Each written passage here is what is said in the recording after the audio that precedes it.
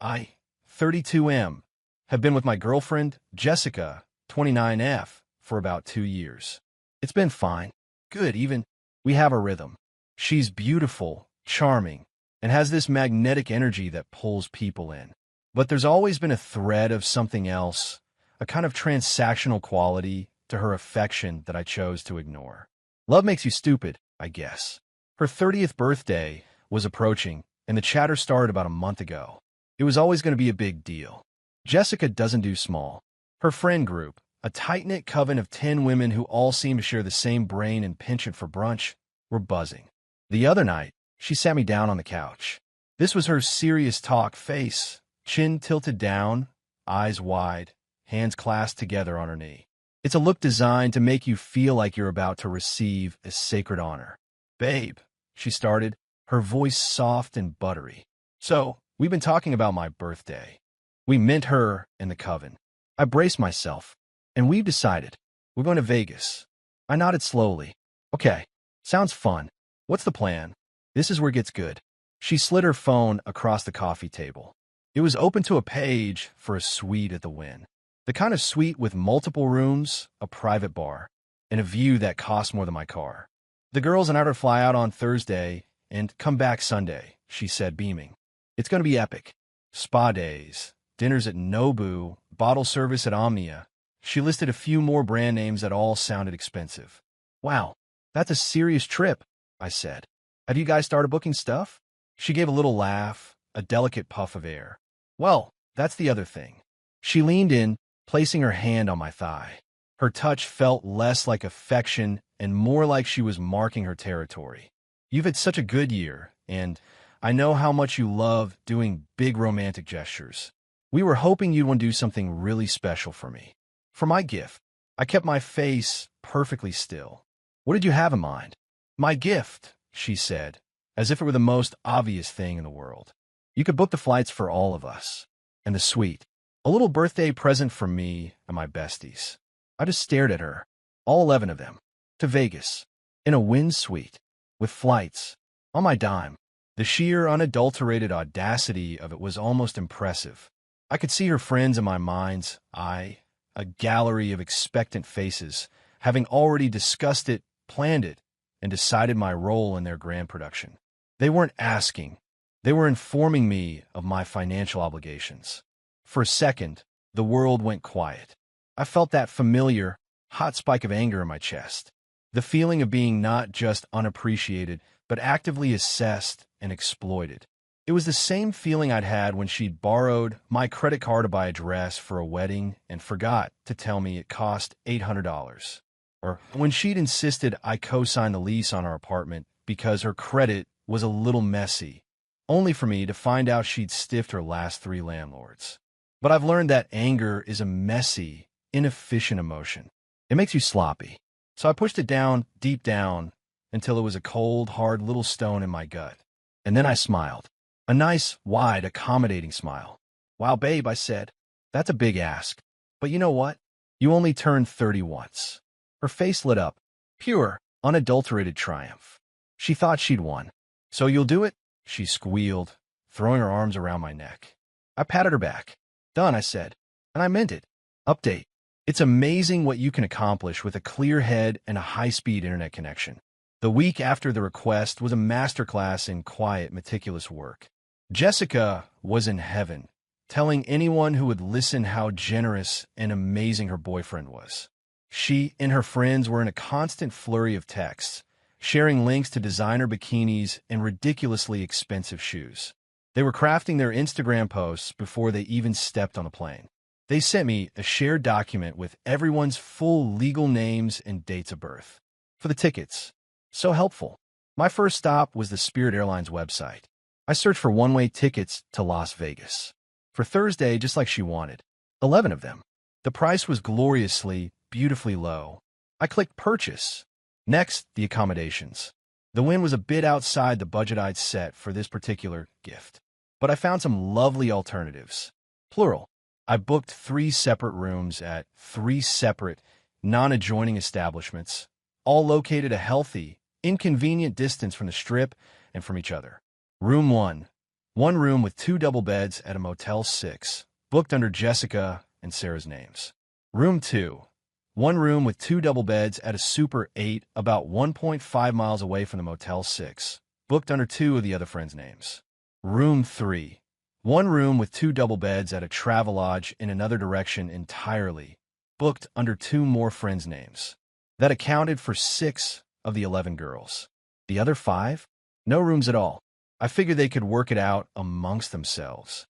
The reservations were for 3 nights, checking in on Thursday. Paid in full. I then forwarded the flight confirmations to the entire group in a single email. Subject: Vegas baby. Body: hey everyone, tickets are booked. See attached. Get ready for a wild birthday weekend for Jessica. P.S. Traveled light with just the bare fare to save money for the fun stuff. You can add bags at the airport if you need to. The email went out at 10 p.m. on Wednesday night. Their flight was at 6 a.m. the next morning. I didn't hear anything for about an hour. Then my phone started vibrating. It was Jessica. I let go to voicemail. Then it rang again and again. The barrage of texts began shortly after.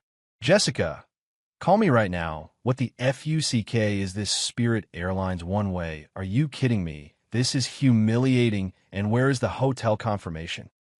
You said you were handling it. You said done. Me, I did handle it. You're all going to Vegas. Jessica, you sent the hotel info to Sarah. A Motel 6? One room. Were the other 9 of us supposed to do? Me, not just one room. I sent the other confirmations to the girls whose names they are under. I got 3 rooms to give you all some privacy. You should coordinate. This was the beauty of the plan. She had no central information. The other girls with reservations were now getting their own separate, confusing emails. The ones without reservations were getting nothing. The group chat must have been pure chaos. My phone lit up with texts from numbers I didn't even have saved. Random number. Hey, this is Susan, Jessica's friend. I didn't get a hotel confirmation. Where am I staying? Another random number. My confirmation says a Super 8. Is this a joke? Jessica's follow-up text was a masterpiece of rage. Jessica, are you insane? You split us up into different crackhead motels? And you only booked for 6 people? 5 of us don't have a room. This is a nightmare. I believe this is what they call a logistical problem. I turned my phone on silent. I had to get some sleep. I had a big day ahead of me. Thursday was moving day. Update. Thursday morning was quiet. Blissfully quiet. I woke up at 7 a.m., made coffee, and looked around the apartment. It's a 2-bedroom, and when I moved in, Jessica had immediately claimed the 2nd bedroom as her closet/office. It was less of an office and more of a dragon's. Or to fast fashion, makeup palettes, and shoes. Jessica and her friends, in their pre-Vegas frenzy, had left the apartment looking like a tornado had a seizure in it. Clothes, makeup, and empty white claw cans were everywhere. I took extensive timestamp photos. My landlord, a stern but fair man named Richard, was my first call. I knew from past experience he hated tenant drama, so I approached this carefully. Richard, good morning. It's David from 3B. Hope you're well. David, everything all right? Mostly. I'm calling to ask about procedure, really. My girlfriend, Jessica, who is on a lease with me, has informed me she is relocating and has vacated the apartment. It's been left in a pretty rough state. I was wondering what the formal process is for handling property left behind by a tenant who has vacated. Richard was skeptical. What do you mean, relocating? She give you written notice? No, a verbal confirmation. She's currently in Las Vegas. I said, look, I know she's on the lease, but she's made it clear she isn't coming back to the apartment. I just want to ensure I'm following the lease agreement to the letter. Clause 7B, I think about abandonment of property. I'm happy to send you photos of the current state of the unit. By framing it as a procedural question and referencing the specific lease clause, I wasn't a frantic boyfriend. I was a concerned tenant trying to follow the rules. This was crucial. Richard grunted. All right, send the photos. The rule is you need to give her formal written notice to collect her things. 30 days. Send it register mail so you have proof. Keep me in the loop. I immediately drafted a formal notice and sent it to Jessica's email and to her parents' address via registered mail. The paper trail had begun. Meanwhile, in Vegas, the social fabric of the coven had been shredded. The airport was a disaster. The bare fare note meant they were all hit with massive last-minute baggage fees they hadn't budgeted for. Then, upon landing, the room situation detonated. The 6 with rooms refused to let the 5 without rooms stay with them, as it would get them kicked out. Jessica, Sarah, and the 2 other girls who ended up in the Motel 6 and Super 8 rooms apparently went ahead, while the rest of the group imploded. I learned later that some of them booked a flight straight back home on their own dime, screaming at Jessica over the phone from the airport.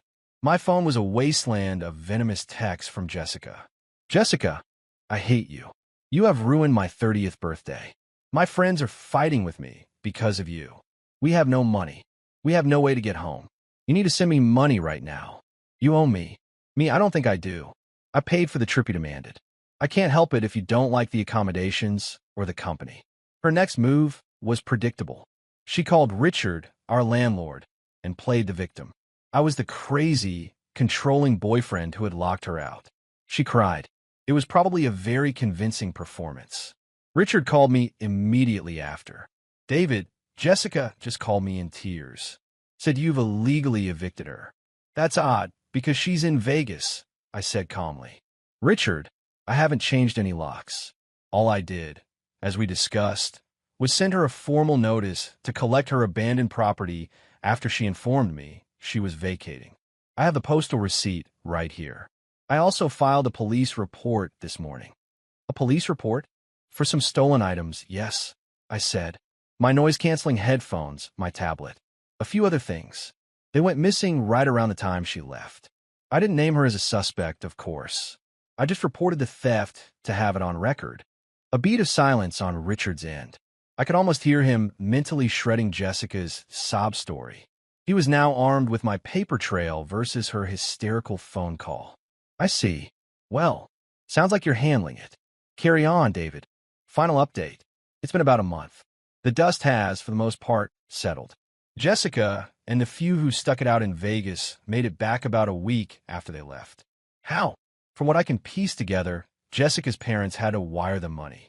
Not just for the flights home, on Spirit, again, poetically, but also to settle bills with the motels. Apparently, one of the rooms incurred a cleaning fee due to an explosive argument involving a bottle of cheap vodka and a makeup bag. The police never showed up at my door. Instead, I got a flurry of demands via email for her belongings. She sent me a 10-page list of items, some of which I'm fairly certain never existed.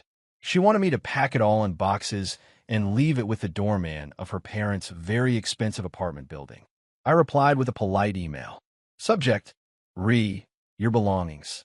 Body, Jessica, as per my formal notice dated date, you have until the 15th to collect your property at a mutually agreed upon time. I am available Tuesday or Thursday evenings between 6 and 8 p.m. Please let me know which day works for you. P.S. I also have a demand letter for you detailing outstanding expenses.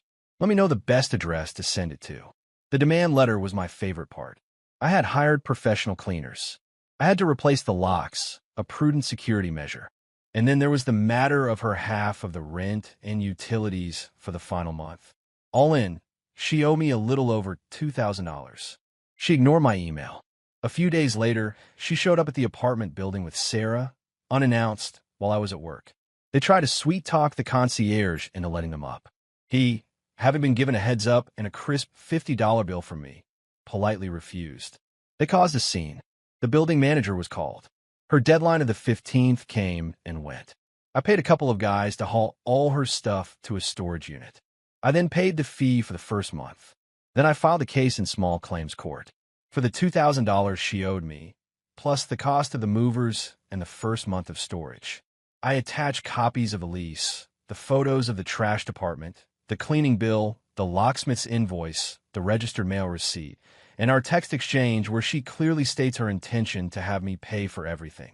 The piece de resistance was a screenshot from Sarah's Instagram story, one she'd posted before the meltdown, captioned, "Vegas bound to celebrate our girl Jessica, so spoiled by her man David.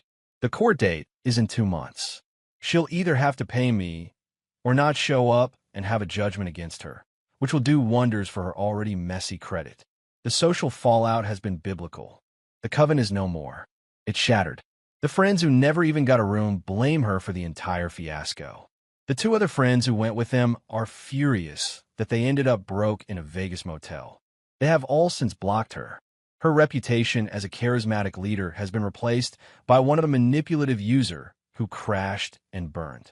She tried to post a long, rambling my side of the story on social media, but without the full context, it just made her sound unhinged. As for me, the apartment has never been cleaner. The second bedroom is now a functioning home gym. It's quiet. Sometimes, I'll admit, it's a little too quiet. There's a brief pang of something. Not loss, exactly, but the ghost of what I thought I had. It was a comfortable illusion. But then I think of that couch conversation, of her expectant, entitled face, and the feeling passes. I don't think she's learned a thing. In her story, she will always be the victim, and I will be the villain. People like Jessica don't have epiphanies. They just look for a new audience. And that's fine. I didn't do this to teach her a lesson. I did it because when someone pushes you, methodically and without remorse, into a corner, sometimes the only way out is to push back with cold, hard, documented reality. She wanted me to pay for fantasy.